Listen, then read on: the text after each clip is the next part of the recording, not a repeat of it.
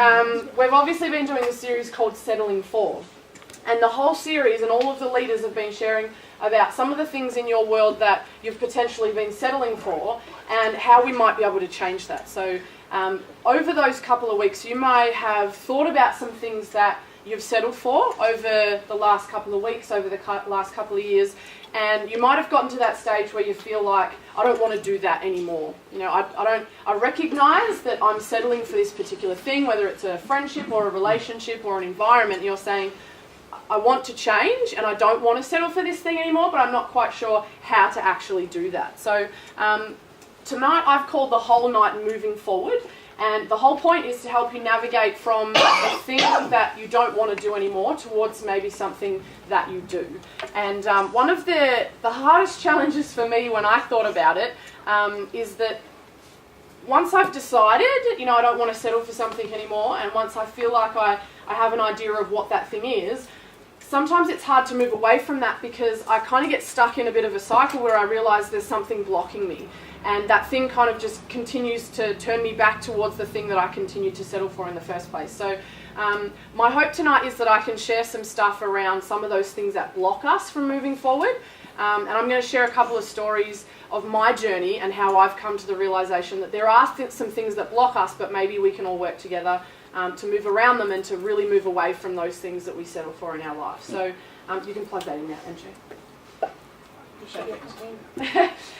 So I'm going to start tonight by sharing the first thing that I think blocks us from moving forward, and that is that we don't stop sometimes to actually evaluate where we're at in our lives. You know, we get up every day, we go to school, we go to work, we do our thing, and we don't necessarily take time to stop and try and figure out whether or not something should or shouldn't be part of our world. And when I was 17 years old, I had the opportunity to start a trip in Tasmania that some of you may or may not have known that I went on. And it was a phenomenal opportunity as part of my Outdoor Ed class to actually do a 10-day hike through the wilderness of Tassie, which I know sounds like a lot of fun. Not. And we went on the Spirit of Tassie and we went over and we spent 10 days in the wilderness, and there was a lot of preparation, like a lot of preparation we had to go through as a class to be able to actually go on this trip in the first place. And one of those things was learning how to pack, because trying to live out of something like this for 10 days is quite hard to do. So this was the actual backpack that I used on the trip. And when I say everything you need for 10 days, I mean like everything. So your food, your clothing, your tent, your cooking utensils, everything that you need for 10 days is in this little guy. I struggle with this concept, okay? I like lots of clothes, I like having all my luxuries. This little guy was totally not enough. So these are just some of the things that I had to learn how to pack in my backpack. First, it has a waterproof liner just in case it rains and everything inside doesn't get wet. I have a blow-up pillow because you don't have the ability to take an actual pillow. This is a little first aid kit, and that was literally the size of my first aid kit. Basically just had a lot of pain meds in it, that was about it. This was my Lilo that I stayed on. Clearly it's not long enough for the whole of me. That's tiny! That's alright. Wow. We have to save on space, you know? So I roll that thing up. And by the time I jam that in my backpack, there's not really much room for anything else. This was my one saviour. It is a down jacket worth a lot of money, but it was like a doona while I was away for 10 days. That can squish down to like absolutely nothing, so I'm going to stuff that in the bag too. As you can see, it doesn't fit. So this was the process that I had to go through. And of course, my Explorer socks. I probably needed about 10 of these pairs, but these are the most brilliant things ever. I put them in my little bag too. So as you can see, there was a bit of a process that we had to go through when we started packing. And I literally had everything laid out on the floor when I was trying to pack, and I'm thinking, what do I take? What do I not take? What's a necessity? What's just a luxury? And I got to this point where I was really frustrated because my Outdoor Ed teacher taught me one rule, and he said, whatever you do, pack what you need and don't let your bag be more than 1/3 of your body weight or you're really going to struggle. I was like, I weigh 60 kilos, man. 20 kilos of stuff just isn't enough. And he said, this is the process you have to go through. He gave us a little diagram. We had to try and fit everything in the bag. So I packed the first time and I thought, oh, that feels all right. So I walked over onto the scales, had my little scales, and I chucked it on and I weighed the bag and I thought, I'm stuffed. This is so not going to work. I had to take everything back out. I had to just get rid of everything that I totally didn't need that I thought I really did need. And I had to repack the bag. And I had to keep doing this. I got to the point where, your toothbrush, right? It's got a handle on it. I cut the handle off my toothbrush. I thought all of the weight and space that I can save down to the last little bit, right? So I was pretty serious about making this under a third of my body weight. And the last time I put it on the scales, it was like 19.999, and I didn't care because I'd made it. But there was this huge process that I had to go through to understand what to take and what to leave behind. And I was really confused because obviously there's not a lot of space. And I had to weigh it up. I had to keep weighing it up until I got to the point where I had taken everything that I needed into my pack, but I'd taken everything that I didn't need out. And I think some of us tonight need to learn how to weigh it up. We need to think about some of the things in our world that we haven't evaluated. Maybe there's a friendship that we need to weigh up. We need to have a look at this friendship and go, are the contents good? And put it on the scales and find out, test the friendship and go, is there parts of this friendship that are negative, that aren't doing so well for me in my life? Or is there a relationship that I'm in that when I weigh this thing up, it's so much heavier than what I ever thought? Is there an environment that we stand in at times and we think, this is so negative, it's impacting me in a way that is really bad and I need to do something about this. Whether it's a choice to move away from it or whatever the choice is, we need to weigh it up. We need to think about what it is not only that we need to take, but what else do we need to leave behind? And that was a really tough process for me to go through, but at the end of the day, I wasn't going to survive if I didn't have the right things. And I know our instructor corrected us and made sure that we had everything and double-checked it, but that was just this simple little thing that I had to do at the start of a hike that taught me a life lesson about sometimes it's not what we pack into our lives that matters, it's about the things that we take out, the things that maybe aren't so helpful for us. I have a demonstration that I have tested this theory, okay, so it is safe, and I'm going to need 2 volunteers. Any volunteers you like, I just need 2 of them. Come on up. They're the same body weight. Preferably around the same body weight-ish. Yeah. Yep, good, that'll work. Yeah. Anyone ever been on a seesaw? Yes. Uh-oh. Do I have to stand on it? No, you We're sit. about to find out. So you who's sit the on that lighter side? now. Is that going Like, to too I bad? We're the same weight. maybe. Yeah. God. And then you sit on that side. We're You guys know how to sit on a seesaw, right? Great! This is good. This theory was tested at home. Don't try this at Oh, home. I'm gonna split up! I didn't count that. Guys! All right. Legs off the ground. Ish. No, I physically can't get my legs off the ground. That's okay, don't do that. Nice and slowly put your legs back down before we flip you off. Legs back down. There we go. Nice and That safe. really hurt. I spread my legs too much.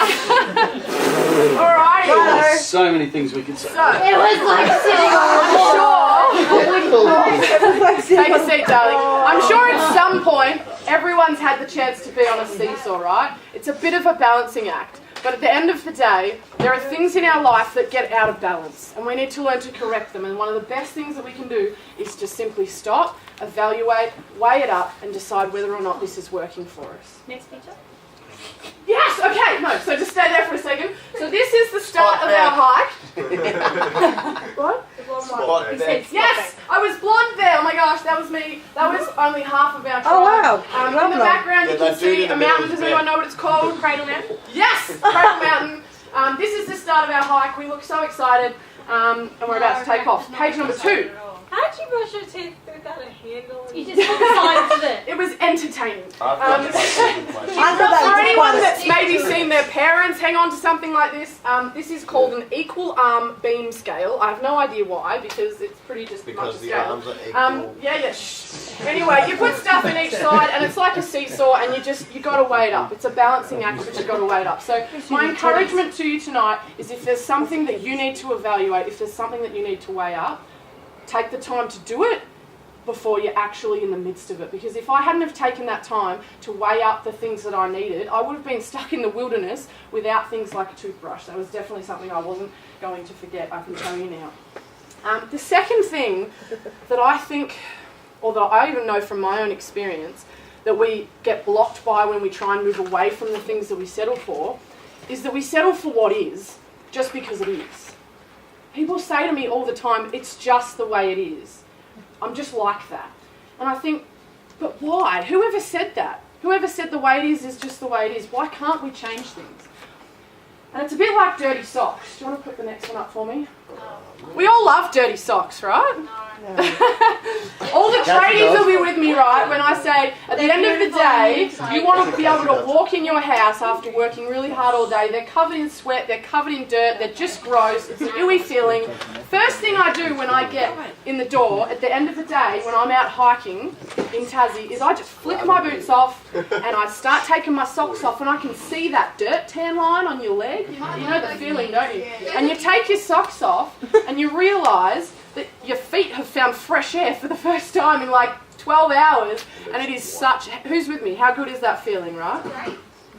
That was my experience at the end of every single day on that hike. The first thing I did when I got to the campsite is I took my boots off, I took off my dirty, smelly, gross socks, and I put on some flip-flops, and I walked around the campsite before I'd even put my tent up. It was raining sometimes, and the first thing I'm doing is still taking my shoes off, because I'm not walking around for 2 seconds longer than I have to in these dirty, gross socks. It's just a disgusting feeling. We all know what that feels like. And sometimes, I think in our life, we can walk around with dirty socks on, you know? It's a bit of a metaphor, but seriously, when you think about it, you know, imagine if I got up the next day while I was hiking and I thought, I know what I'm going to do. I'm going to pull out the dirty, rotten socks that I had from yesterday. I'm going to try and squeeze these gross, dirty things back on my feet, and then I'm going to try and walk around while I'm having a fantastic day that's full of new stuff that I have to experience. And the whole time, what am I going to be focused on? Dirty socks. My dirty socks. I'm going to be walking around thinking, that's a really pretty mountain, but what is that smell? And I'm going to realise it's me. And it's the same for all of us. We have these situations that we've been in at times. We have people that have gotten around us and told us that we have to be a certain way, or that we're not good enough, or we have environments that we're in at times that we hold on to like a pair of dirty socks. And the next day we get up and we put the same dirty socks back on. We tell the same story. And it's a gross feeling, physically and mentally. It can be so draining. When you feel like you're stuck in a space where you can't take your socks off, whether it's a story or a person or just an influence around you. There's a few of us tonight, I think we've got to take our dirty socks off. You're a dirty sock, Cassie. That's good. You can put it on the next slide for me, MJ. It's a bit like when you go into a shopping centre, and I know the girls will be with me on this one, right? This is what happens, right? I walk into a store, and there's like 5 different sections of every store.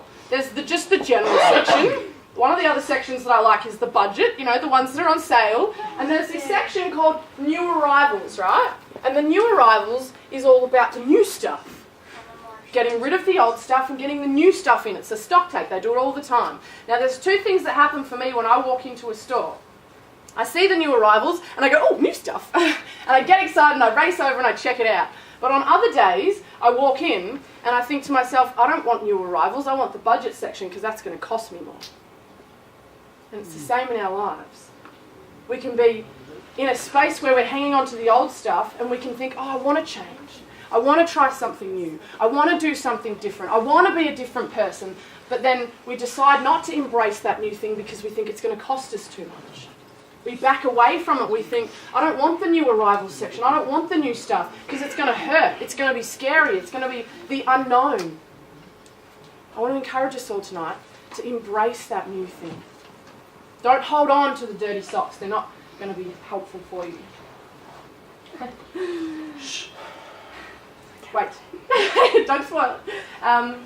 The third thing that I think we all do at times when we go to change is that I want to explain a bit of a connection here, because our whole Settling For series is about the things that we settle for. But I believe, and especially for my journey, the things that I've settled for have been really closely related to the way that I see myself.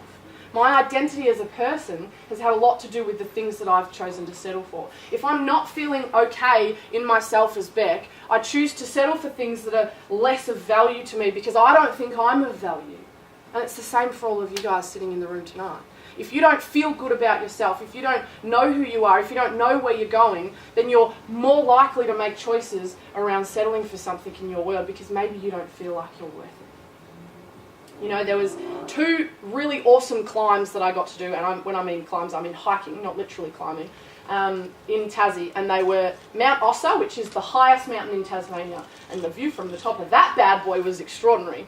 And that was like rocks, so if you just imagine a whole pile of rocks and you're literally just climbing up these rocks, that was the whole environment, and that was a really cool hike that we got to do. But the next day on the same trip, we got to experience what I call Mount Oakley, and that was even more special for me. It wasn't the tallest one, but there was a bit of an experience on the way to the top of that mountain, and I'm going to share it with you.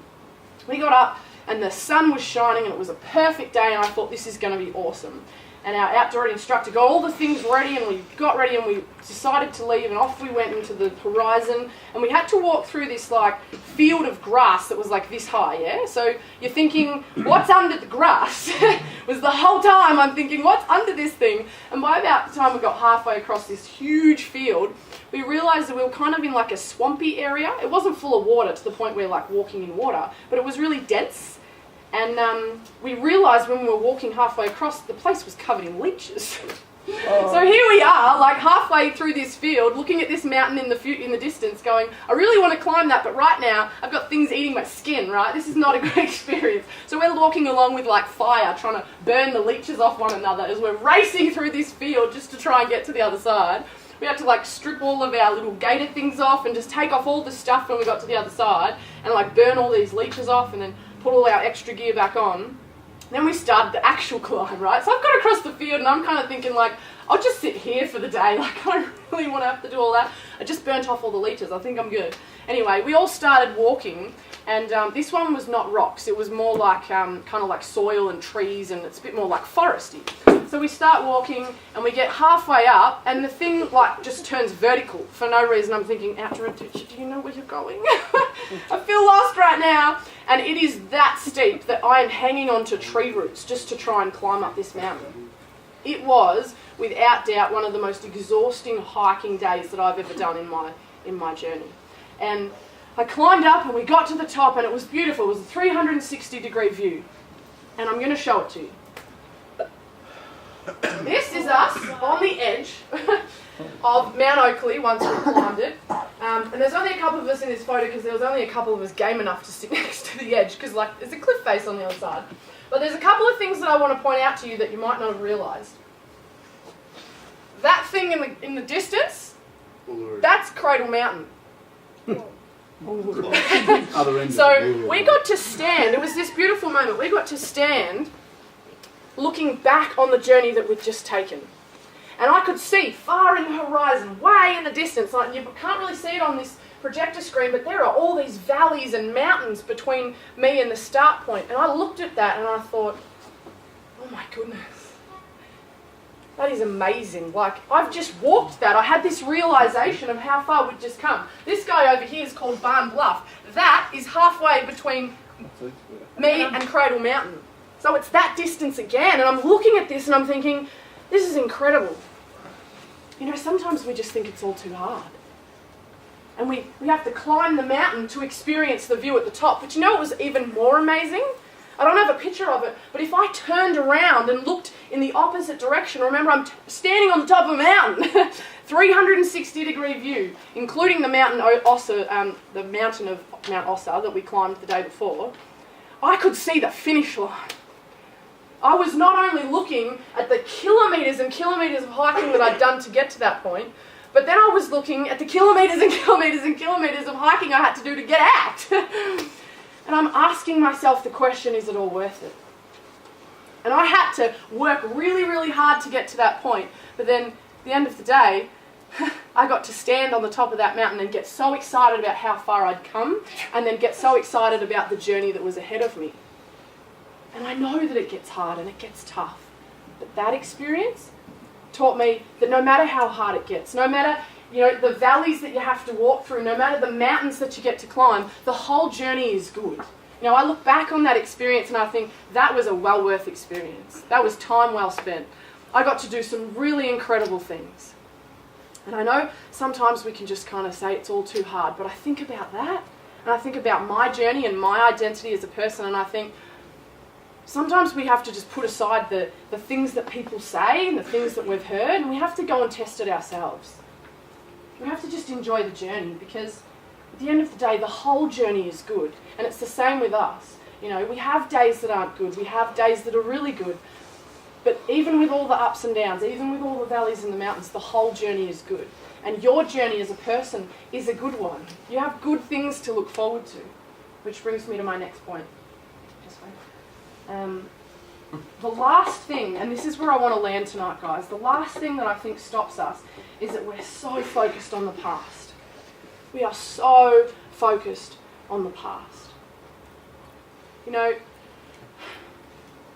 every morning when I was on this hike, I could have had the best day or the worst day before the day that I was about to have, but I would get up in the morning and I would put my clean socks on and I would put my boots on and I would put all the gear on that I needed for the day, and I'd pick up the tiny little backpack full of I don't even know what anymore. It was good because as you went through the days you ate more food, which meant your pack got lighter. It was really good. I would get up in the morning, and as I was doing this process of getting ready for the day and having breakfast and hanging out with the crew, I realised something. That I was really excited about what was to come because I had no idea what it was. You know, I realised that there was more for me in that day than I could have ever imagined. You know, I didn't know what was going to happen, but I knew something was, and it was going to be good. You know, I had more steps to take. I couldn't stay at the hut that I'd stayed in the night before. I wouldn't have made it anywhere. I had more laughs that I got to have with the people that I was with.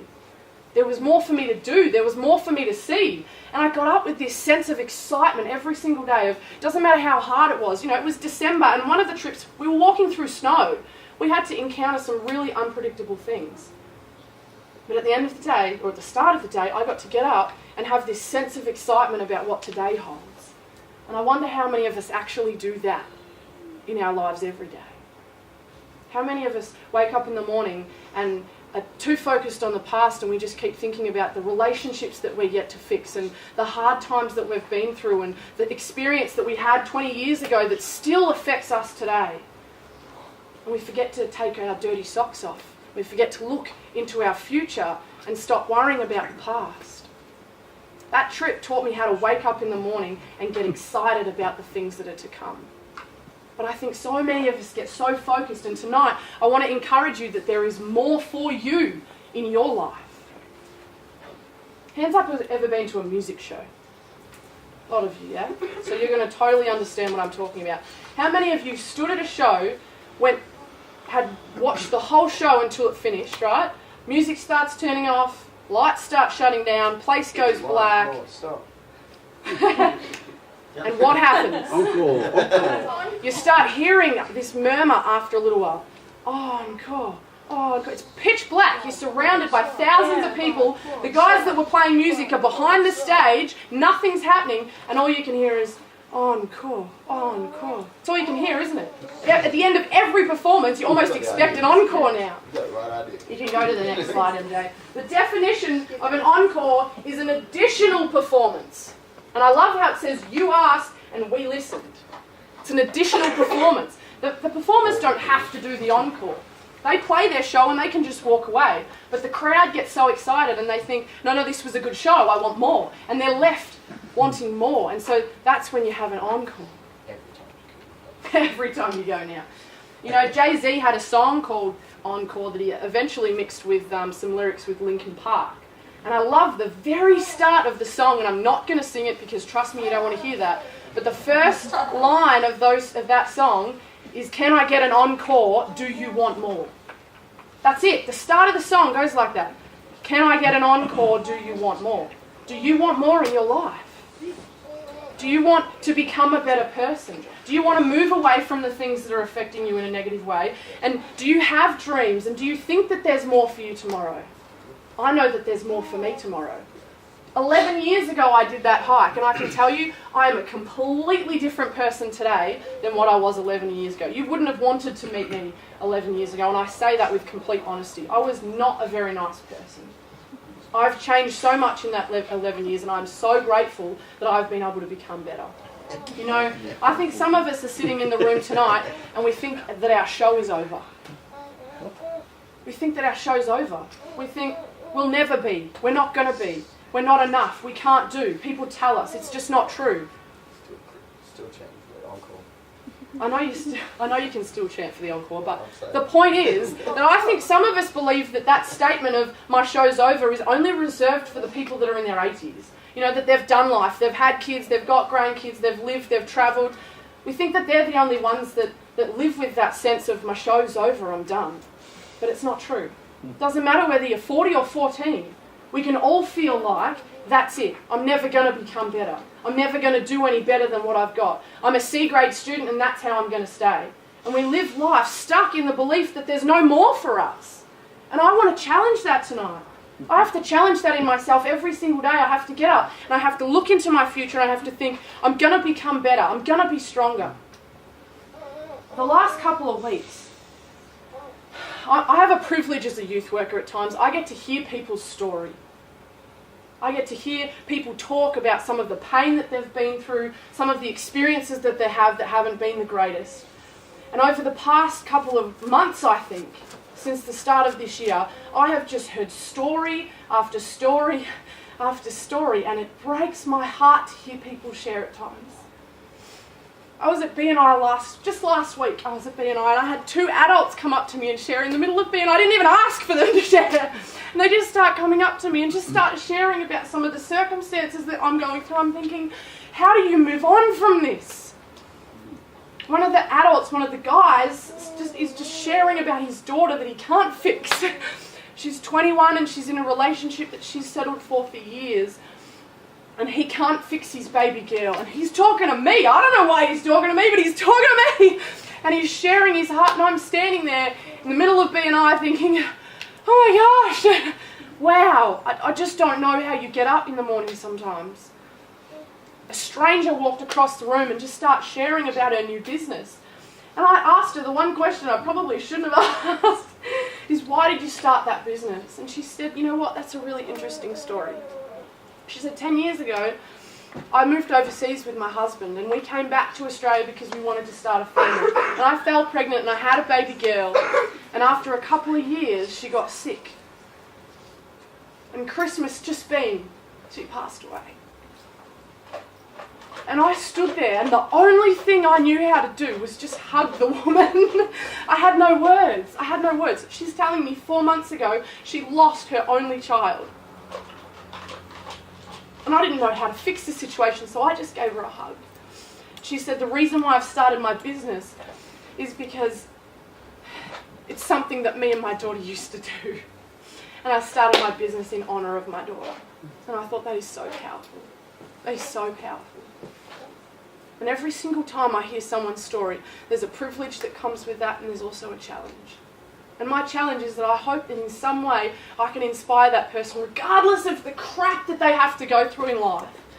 I hear stories of people in this very room and I think, you know what? You're facing some tough stuff. You're facing stuff that I don't even know that I'd want to deal with if I was you. But you're facing it and you've got to face that with courage at times. I want to finish with just one last story. You guys received the text today that had the quote of what's in front of us inspires us to move away from what's behind us. And you need to know tonight that there is more for you in tomorrow. I'm going to read you the story of John Robinson. This is the description of his life. John Robinson has got it all. Wouldn't you like that to be you? The 40-year-old upstate New York media marketing executive has a beautiful wife, 3 kids, a house in the suburbs, nice cars, it's sounding pretty good, yeah? One hell of a golf game, I'm sure Phil would enjoy that, rugged, sandy, blonde, good looks, and a brilliant future. He's 40 and he's still got a brilliant future.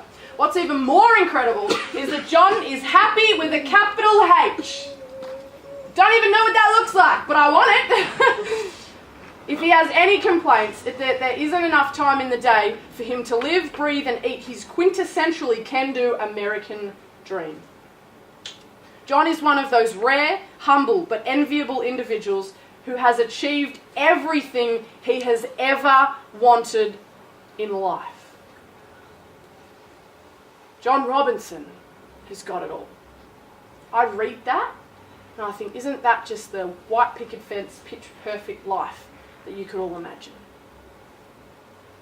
What you don't know about John Robinson was that on the 1st of December 1968 in New York, John Robinson was born without arms and legs. You can go to the next slide. This is a picture of John Robinson playing golf. I love it! He's got no thighs, he's got no thigh bones, he's got no knees. His legs started his shin bones in his hip. You think you've got problems? Wow, the guy's arms don't even reach the length of his elbows. And I'm asking myself the question, how the heck does John Robinson, who has every excuse to face limitations in his life, live a life that is completely and utterly limitless? And I think maybe it's because he learned how to weigh up his life. Maybe it's because he figured out what not to put in it instead of what he could put in it. Maybe he decided, you know what, I'm not going to settle for what is. That is a very hard circumstance to face. Maybe he decided not to settle, but you know what? Out of all of the things that I think John Robinson got right, he realised that there was more. Regardless of the limits that he faced, he realised that he could do something amazing with his life. And from day one, when his parents made the decision to keep the kid, I think John Robinson learned that there is more for him. And you know what? There's more for you. There is so much more for you than you could ever dream or imagine. But sometimes we just get so stuck, guys, in the past. We get so stuck about the things that have mistreated us. We get so stuck and so focused on what's behind us. And we forget about Mount Oakley. We forget about what we can see in front of us. Beyond the horizon. On that day, I had the picture of the whole horizon. But even after that, I'm thinking, what's beyond that? There's more for me. I'm always going to be a bridge builder, but I may not always be at bridge builders. I'm 28 and I think that I've lived a very successful life, but there is so much more for me to do. There is places that I want to travel. There's probably places where you want to travel. A lot of you want to grow up and meet a partner and get married and have kids and live a life that you imagined in your heart, probably from when you were a very young age. There is more for you tonight, guys. If there's one thing that you take away from this entire series of settling for, it's to make that choice not to settle for those things in your world and to walk towards the things that you might not be able to see, but that you know that are there. There is more for you in your life. And I know that there's times that you don't believe it, because I've heard the stories. I know how hard life can get. But I also know that the John Robinsons of the world exist. And if he can do that, surely I can too. So this week, I want you to remember that there's more for you. And I want you to be like John Robinson. Thanks, guys. Yeah.